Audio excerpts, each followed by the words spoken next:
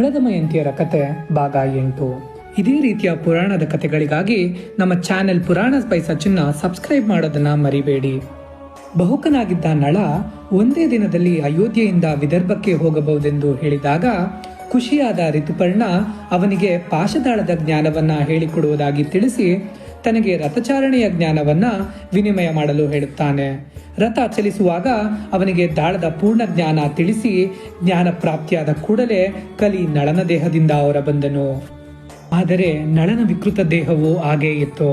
ವಿದರ್ಭಕ್ಕೆ ಬಂದ ನಂತರ ದಮಯಂತಿ ಬಹುಕನನ್ನ ಪ್ರಶ್ನಿಸಿ ಪರೀಕ್ಷಿಸಿ ಅವನೇ ತನ್ನ ಗಂಡ ಎಂದು ಖಚಿತಪಡಿಸಿದಳು. ಅವನ ಮಕ್ಕಳನ್ನು ಅವನ ಬಳಿ ಕರೆಸಿದಾಗ ನಳ ಕಣ್ಣೀರು ಸುರಿಸಿದನು. ದಮಯಂತಿ ತನ್ನ ನಿಷ್ಠೆಯನ್ನು ಖಚಿತಪಡಿಸಿ ಅವಳ ಬೇಡಿಕೆಯ ಮೇರೆಗೆ ವಾಯುದೇವನು ಅವಳ ನಿಷ್ಠೆಯನ್ನು ಪ್ರಮಾಣಿಸಿದನು.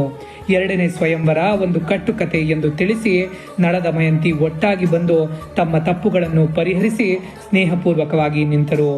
ಕಾರ್ಕೋಟಕ ಅವನಿಗೆ ನೀಡಿದ ಬಟ್ಟೆಗಳನ್ನು ಧರಿಸಿ ಬಹುಕನಾಗಿದ್ದ ನಳ ತನ್ನ ನಿಜರೂಪ ಪಡೆದನು. ನಳನು ತನ್ನ ರಾಜ್ಯಕ್ಕೆ ಹಿಂತಿರುಗಿ ಪುಷ್ಕರನನ್ನು ಪಾಶದ ಆಟಕ್ಕೆ ಆಹ್ವಾನಿಸಿದ. ತನ್ನ ಸಂಪತ್ತು ಮತ್ತು ರಾಜ್ಯವನ್ನು ಹಿಂಪಡೆದು ಯಶಸ್ವಿಯಾದನು. ನಳ ದಮಯಂತಿ ತಮ್ಮ ಮಕ್ಕಳೊಂದಿಗೆ ಉತ್ತಮ ಹಾಗೂ ಪ್ರಸಿದ್ಧ ಜೀವನ ಕಳೆದರು. ಕತೆ ಇಷ್ಟ ಆಗಿದ್ರೆ ಲೈಕ್ ಕಾಮೆಂಟ್ ಮಾಡಿ ನಮ್ಮ ಚಾನೆಲ್ ಸಬ್ಸ್ಕ್ರೈಬ್ ಮಾಡಿ.